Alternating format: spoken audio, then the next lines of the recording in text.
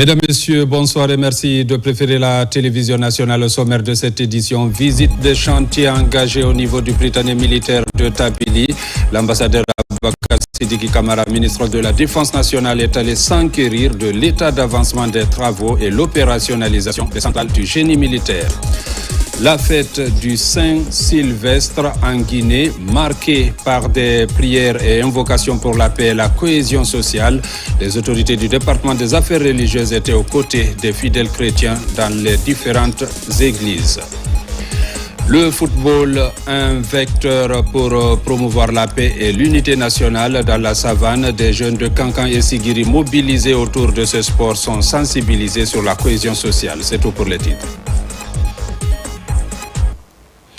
Une fois encore, bonsoir et bienvenue dans ce journal. Visite du site du Prytanée militaire à Tabili, dans la préfecture de Kindia. Plusieurs ouvrages sont réalisés et 5 km de voirie interne seront aussi aménagés par le bataillon du génie militaire et l'entreprise Gicopress. Reportage adjudant-chef Oumar Kamara. Le ministre de la Défense nationale, entouré de la chaîne de commandement militaire, a effectué en ces derniers jours 2025 une visite de terrain sur le chantier du Prytanée militaire de Guinée. Ces chantiers de 16 hectares sont situés sur la plateforme de Tabili dans la préfecture de Kindia.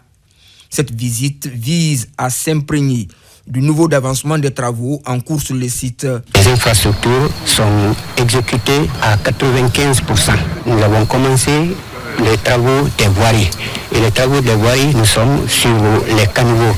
Et les caniveaux sont exécutés presque à 30%. Aujourd'hui, nous nous réjouissons vraiment de cette avancée grâce au leadership de notre hiérarchie qui a fourni vraiment beaucoup d'efforts pour atteindre ce résultat. Dans cette dynamique, le bataillon du génie militaire réalise les voiries internes. Plus de 5 km de routes seront aménagées à l'intérieur du site avec l'appui de l'entreprise Gicopress. Au sein de cette école, le génie est chargé de VRD. VRD, c'est-à-dire voirie et réseaux divers. Aujourd'hui, nous sommes en train de réaliser les caniveaux de 0,80 x 0,80 et les caniveaux de 0,60 x 0,60. Le total des voiries est égal à 5 km. 3,5 km pour la zone pédagogique et 1,5 km pour la zone vie et sport. Pour accélérer les travaux, le ministre en charge de la Défense nationale, le général Abakar Sidiki Kamara, a fait appel à l'entreprise Gicopress pour assister le bataillon du génie militaire pour la réalisation de ces travaux. Avec l'acquisition des centrales d'arrobase et de concassage, le bataillon du génie militaire est en première ligne pour participer au développement socio-économique du pays. Le ministre de la Défense nationale a instruit les entreprises d'accélérer les travaux afin de recevoir les élèves au compte de l'année académique 2026. En Guinée, les résultats provisoires de l'élection présidentielle sont désormais connus. Les regards sont tournés maintenant vers la Cour suprême. Les missions d'observation ont remis les rapports sur le déroulement du scrutin à l'institution. Le point avec Amadou Touré. Le scrutin présidentiel du 28 décembre 2025 a fait l'objet d'une attention particulière de la communauté internationale. 120 observateurs au compte de la CEDEAO étaient mobilisés sur le territoire guinéen pour veiller au déroulement du vote ainsi que des émissaires de l'Union africaine. Ces différents groupes d'observation ont à la fin du processus dressé leur bilan. La mission note une réelle maturité démocratique en République de Guinée, fondée principalement sur la priorité accordée au dialogue politique interparti au sein des cadres de concertation, vecteur d'un consensus républicain ayant permis de dépasser certains clivages latents et d'adopter des réformes constructives en faveur de la refondation de l'État et de la modernisation du système politique. Ces avancées ont également conduit à des décisions renforçant l'unité et la concorde nationale indispensables à la consolidation de la paix de la sécurité, de la stabilité et du développement durable.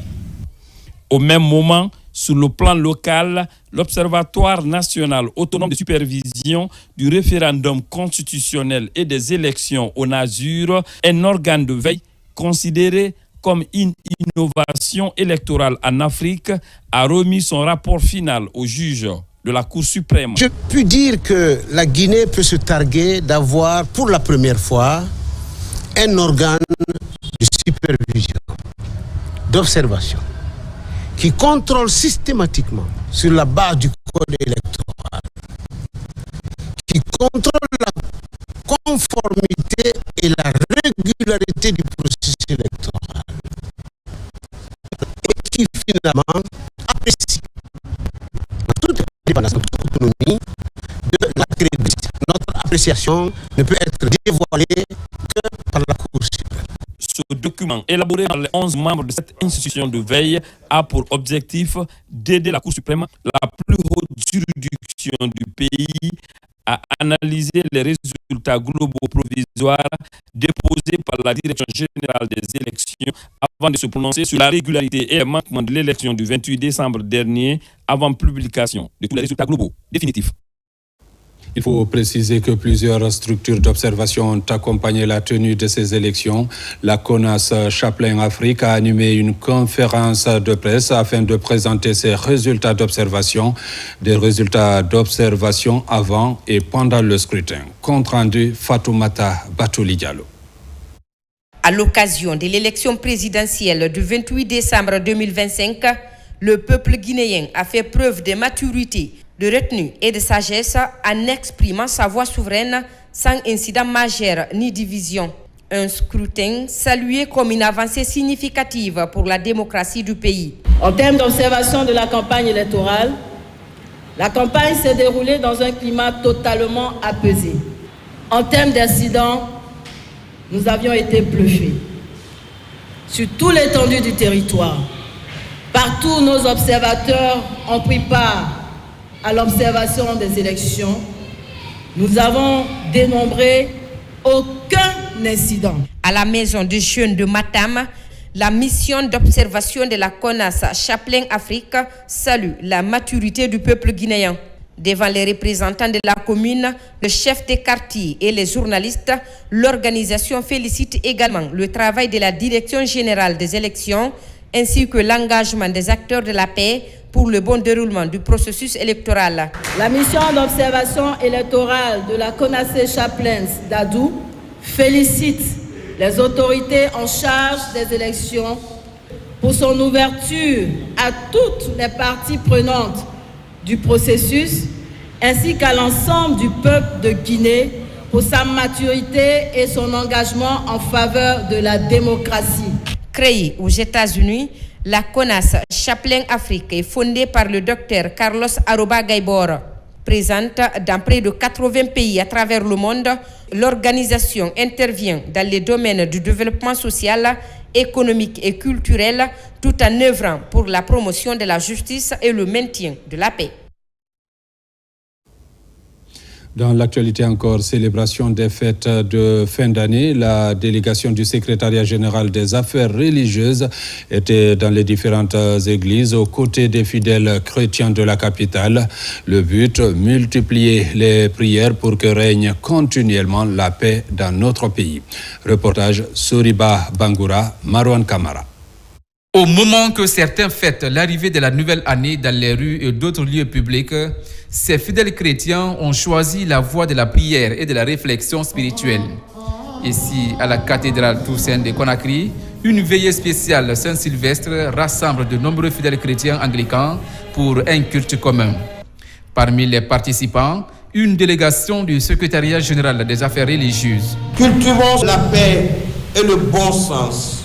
Cette paix qui nous appelle à aller au-delà de nos limites. Nous venons de finir l'élection présidentielle. Librement, nous avons choisi qui nous voulons. Nous sommes tous et toutes invités à le soutenir dans nos prières, nos paroles, nos sens de responsabilité. Seul, il ne peut rien. Il faut l'effort de tout un chacun. Après la cathédrale Toussaint, la délégation du secrétariat général des affaires religieuses a poursuivi sa tournée dans l'église protestante évangélique de Koleya. Et si la Saint-Sylvestre n'est pas seulement une fête de réveillon, c'est aussi un moment de gratitude et de renforcement de la cohésion sociale.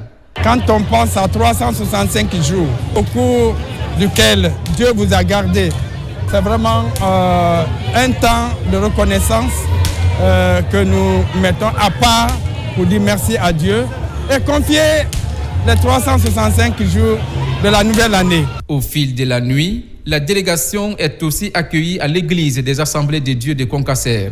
Ici également, le même rituel se répète, lecture des textes bibliques et des bénédictions pour confier l'année à venir à Dieu et pour le maintien de la paix. L'église a beaucoup prié et nous voulons vraiment dire merci au Seigneur. J'ai saisi l'occasion pour dire merci au chef de l'État qui a assuré vraiment la sécurité, qui nous a permis de célébrer les 3 fêtes. Aujourd'hui, nous sommes dans la joie que le pays reste dans la paix. Notre pays est demeuré le havre de paix qu'il a toujours été.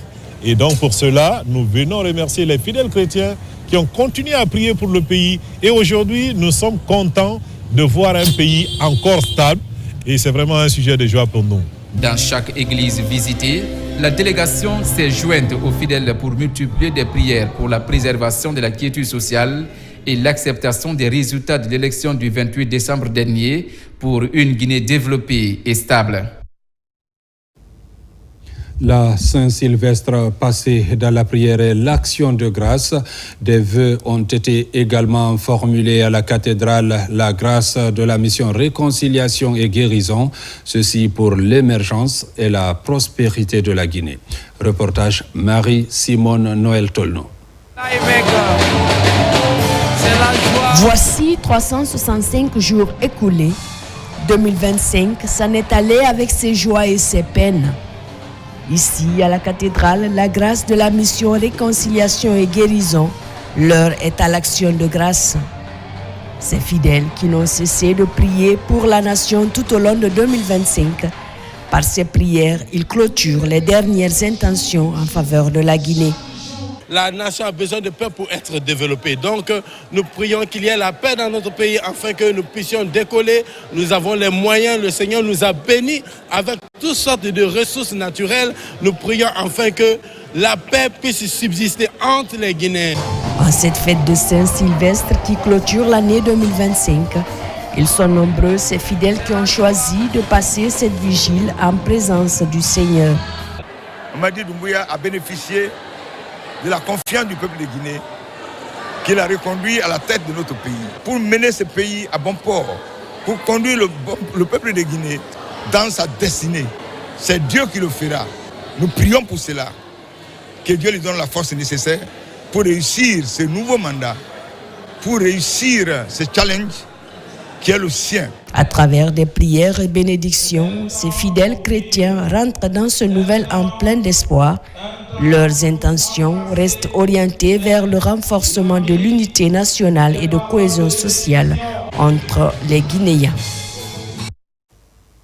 Développement local à présent, à Mandiana, dans la commune rurale de Koundian, plusieurs infrastructures sociales de base sont en cours de réalisation. Un effort de la délégation spéciale pour répondre aux multiples attentes des populations. Diamo Kaba. Dans la commune rurale de Koundian, dans Mandiana, le développement local durable prend forme pour répondre aux multiples aspirations des habitants. Dans cette cour, des bâtiments d'intérêt public. Le nouvel acte posé est un centre d'autonomisation des femmes. À l'intérieur, des salles de couture et saponification pour encourager l'apprentissage de la couche féminine en milieu rural. Les travaux de construction et équipement des centres d'autonomisation des femmes, dotés d'une latrine, plus la construction et la clôture, avec un forage équipé de pommes cardiaques du foyer des jeunes de la commune de Koundian. Pour un coût global, 1,320,558,250 francs guinéens.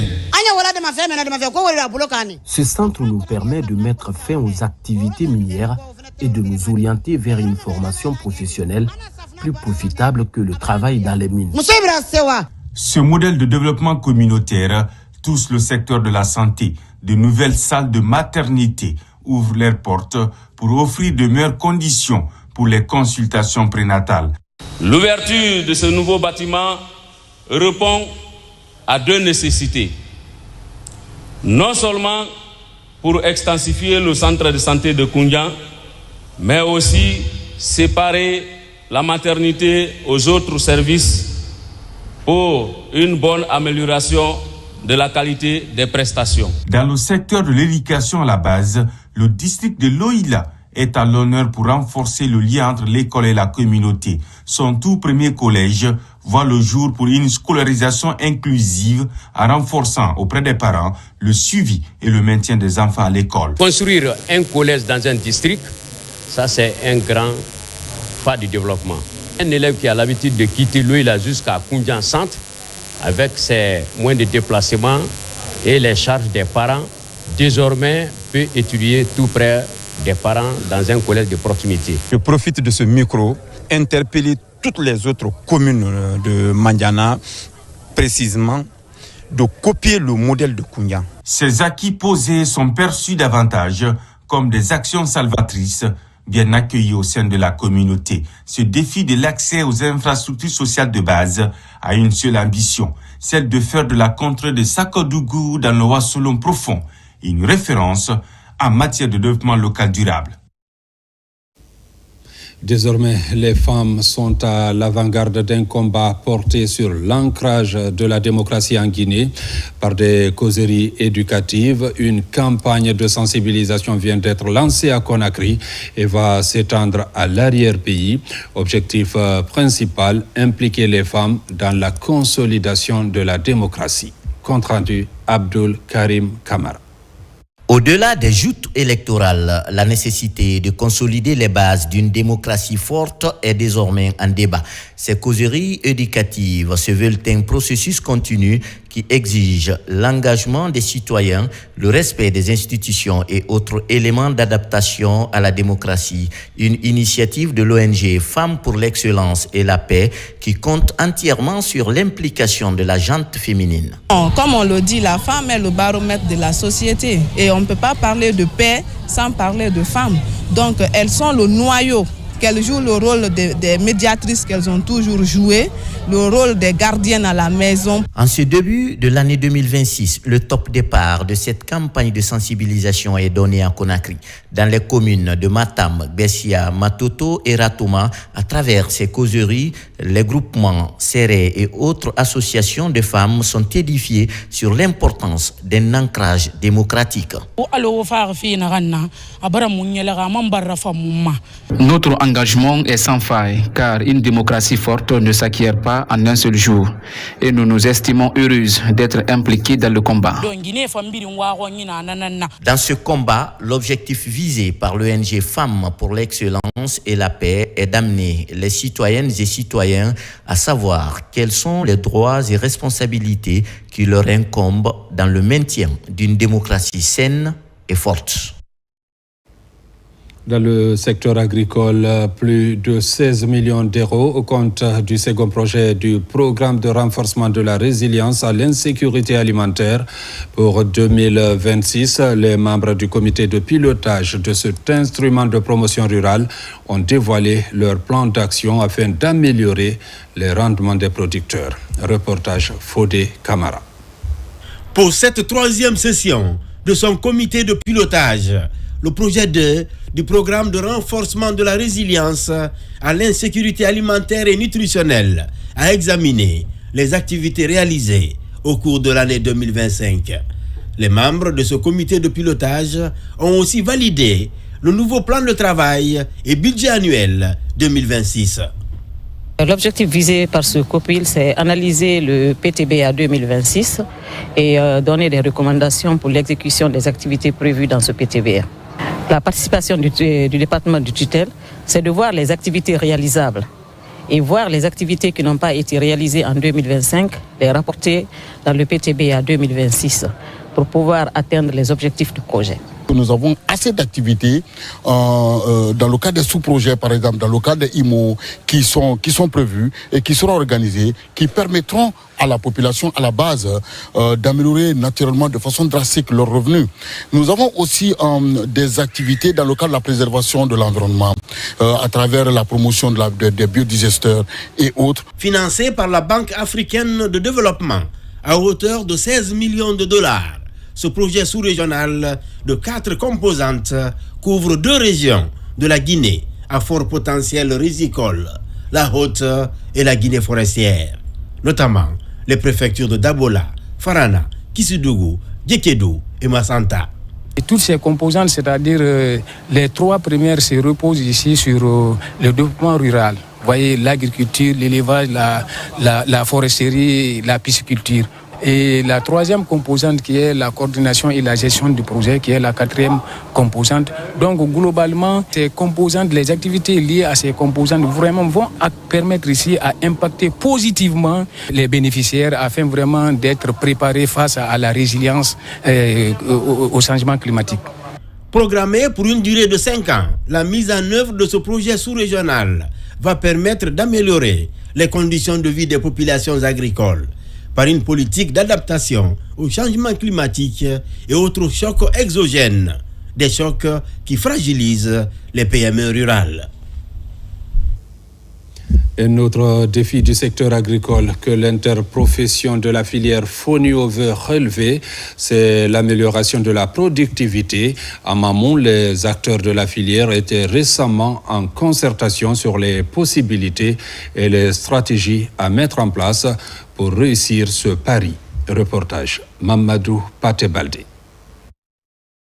Le fonio est une céréale traditionnelle d'Afrique de l'Ouest. Il constitue de nos jours une source de revenus pour les producteurs guinéens.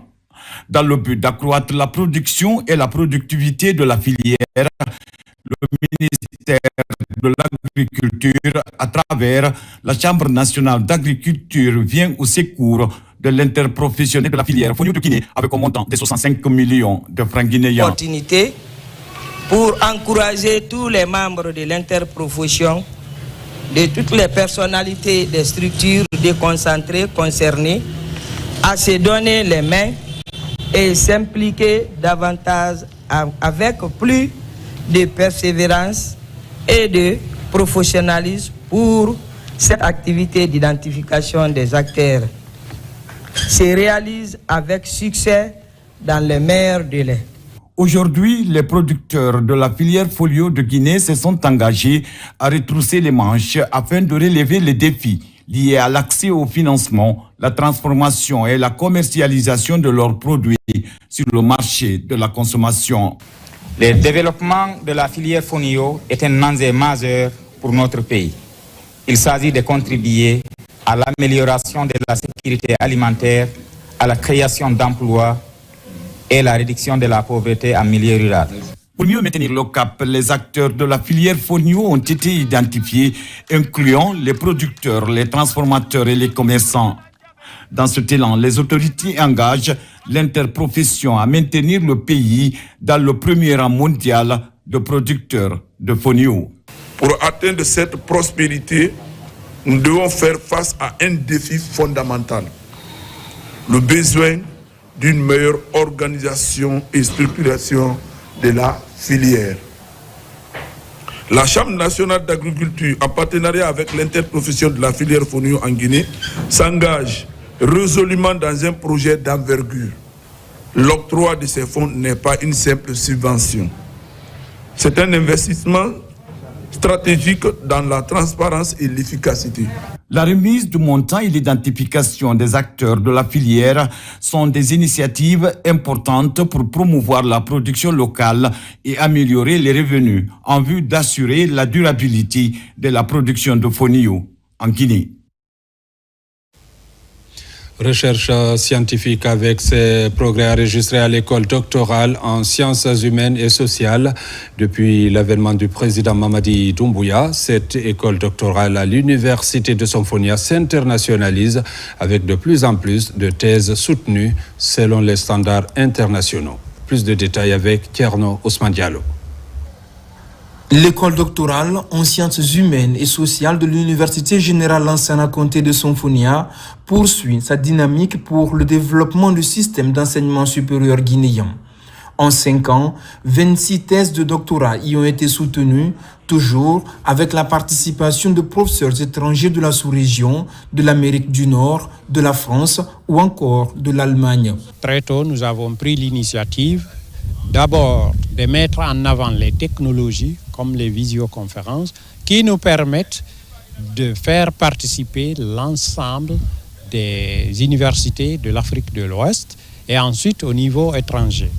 Et c'est là par l'évaluation d'abord des thèses et ensuite par la participation à des jurys de soutenance au niveau de l'école doctorale, comme vous l'avez constaté aujourd'hui. Donc, ce qui fait que nos thèses de soutenance sont toujours des jurys au niveau international. Les thèses soutenues à l'issue de plusieurs années de recherche contribuent à résoudre des préoccupations telles que la question de l'enseignement à distance qui a intéressé cet enseignant-chercheur et qui a soutenu devant un jury composé de Guinéens, de Sénégalais et de Togolais. Nous savons que la formation à distance est une formation qui se passe dans tous les pays du monde. Les TIC sont là.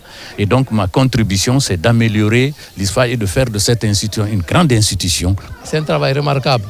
C'est un travail qui permet d'améliorer le fonctionnement de l'ISFAD et de se projeter dans l'avenir pour que cette institution puisse jouer le rôle qui lui est dévolu, à savoir augmenter la capacité de formation en enseignement supérieur. L'école doctorale en sciences humaines et sociales de l'Université générale Lansana Conté de Sonfonia a 7 co-tutelles avec des universités françaises et reçoit également des étudiants internationaux tels qu'actuellement avec certains originaires de la Mauritanie ou de l'Iran. Direction Haute-Guinée, dans la savane guinéenne, les communautés qui pratiquaient l'excision ont décidé de déposer leurs couteaux publiquement. Elles renoncent à cette pratique.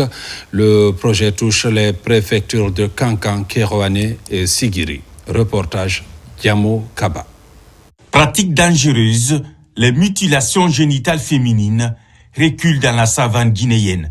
À Kankan, la commune rurale de Sabadou Baranama accueille la fête de l'abandon de l'excision. C'est le rendez-vous de 11 districts pour renoncer à cette activité néfaste à la santé de la jeune fille. Le mot d'ordre, tourner le dos au couteau de l'excision. Nous déclarons solennellement et suivant un consensus communautaire partagé l'abandon de la pratique des mutilations génitales féminines et du mariage d'enfants dans nos 11 communautés, ici représentées par leurs leaders désignés que nous sommes. Ces cérémonies officielles et publiques viennent lever définitivement les réticences pour des communautés qui s'inscrivent désormais dans la dynamique de tolérance zéro contre la pratique. Le changement de comportement pour l'abandon de la pratique de l'excision est aussi perspectible à Kerewane.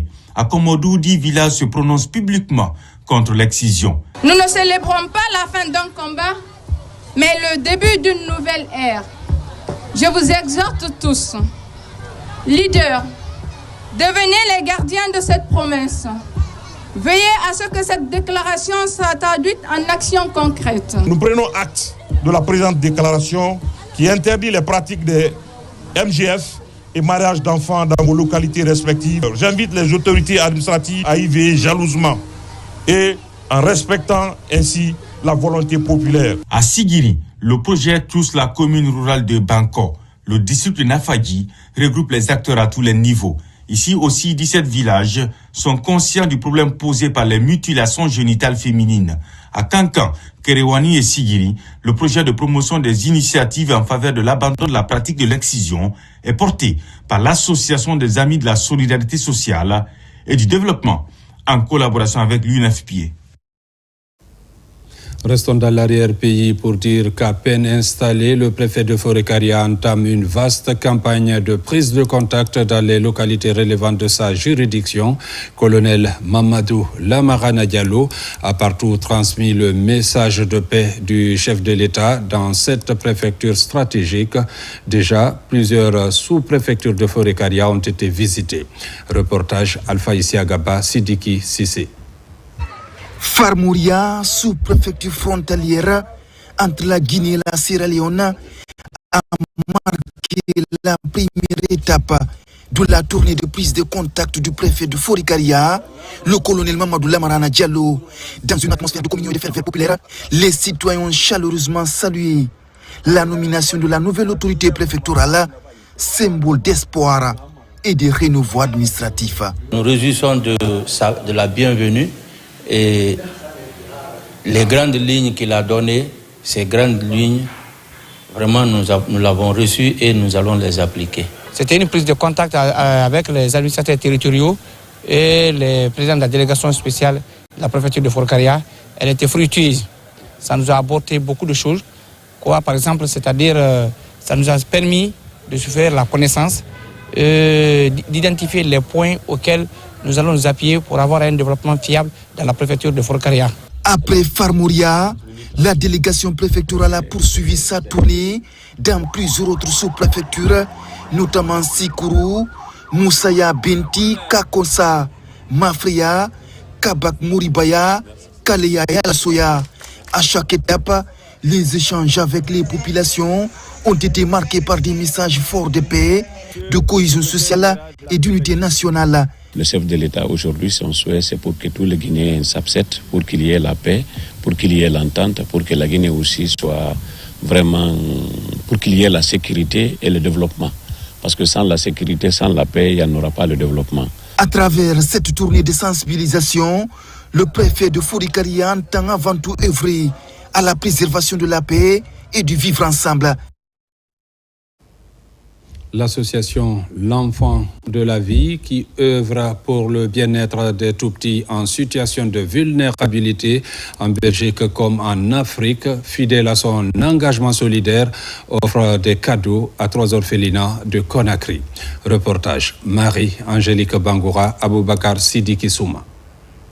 En cette période de fête où la générosité illumine les cœurs, l'association L'Enfant de la Vie fait le choix de donner un sens profond à la célébration en la transformant en un véritable moment d'espérance. Première étape de cette chaîne de solidarité, l'orphelinat Regina Maris, où les enfants ont accueilli avec bonheur des kits scolaires, source de soulagement, d'encouragement et de sourires retrouvés. Ils s'attendent à des jouets, ils s'attendent à des gâteaux, mais ils ne s'attendaient pas à des kits scolaires.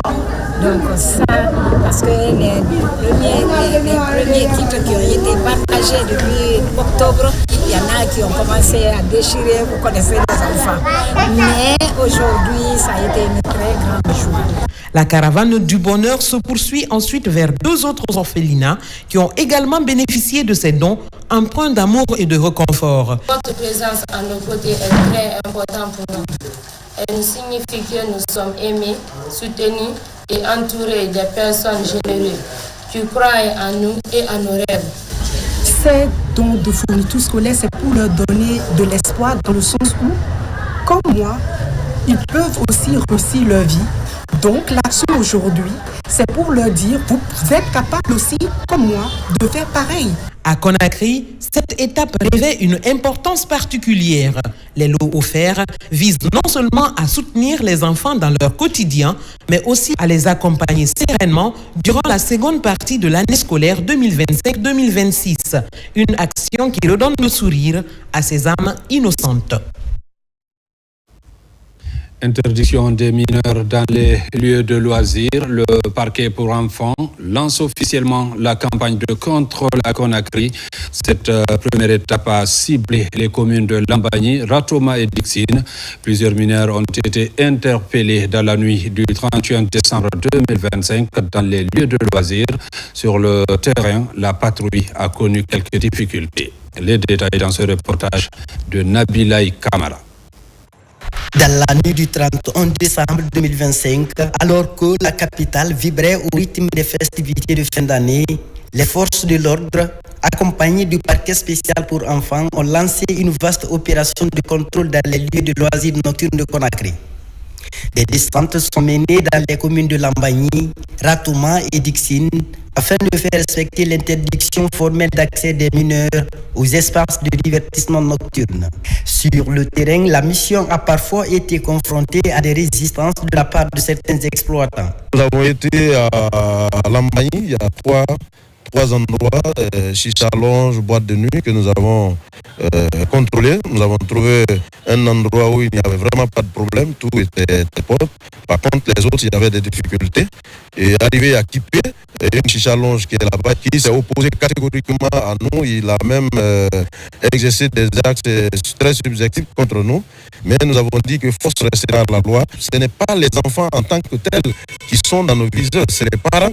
Pour tous ceux-là qui ont l'autorité sur les enfants, qui en réalité qui ont démissionné de leurs obligations, de leurs responsabilités, qui doivent répondre à la loi. Face à la présence persistante de mineurs dans les espaces nocturnes, le parquet spécial pour enfants de Conakry appelle les exploitants des lieux de loisirs et les parents à assumer pleinement leurs responsabilités. Chacun, en ce qui le concerne, va prendre la responsabilité pour dire attention, il y a des endroits où nos enfants ne doivent pas y être. C'est une évidence. Et pour les détenteurs également des boîtes de nuit, des chicha lounge, nul n'est au-dessus de la loi.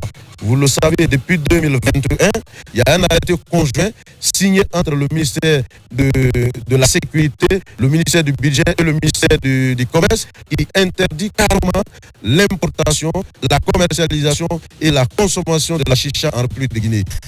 Désormais, en Guinée, les boîtes de nuit, hôtels, plages et salles de spectacle sont sous surveillance du parquet spécial pour enfants. L'accès à ces espaces est strictement interdit à toute personne de moins de 18 ans. Cette mesure s'appuie sur les articles 790 à 794 du Code de l'enfant qui encadrent la protection des mineurs dans les espaces publics et privés. À Kindia, les 100 volontaires qui étaient en formation sur le civisme à l'ASCAD ont fini leur cycle. Désormais, on les appelle les ambassadeurs de la paix et seront déployés dans les communautés pour sensibiliser sur le vivre ensemble. Reportage Alpha Yayassila. Ces jeunes sont au nombre de 100 volontaires, désormais stagiaires pour une durée de 10 jours ici à Kindia. La formation commence dès à présent avec pour objectif principal transformer ces jeunes en agents de paix et de cohésion sociale.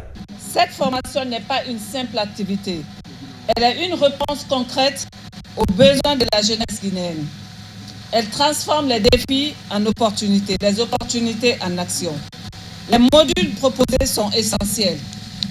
Ce sont essentiellement le volontariat, l'engagement civique et patriotique, le coaching agricole, l'éducation inclusive, l'état civil, la médiation sociale, la prévention des conflits, l'entrepreneuriat économique et social et solidaire. Ces projets dont l'objectif est de contribuer à la transformation sociale et économique durable en Guinée à travers la formation citoyenne, l'Agence nationale du volontariat jeunesse ANVJ s'engage à poursuivre ses efforts pour structurer, accompagner et promouvoir le volontariat à tous les niveaux.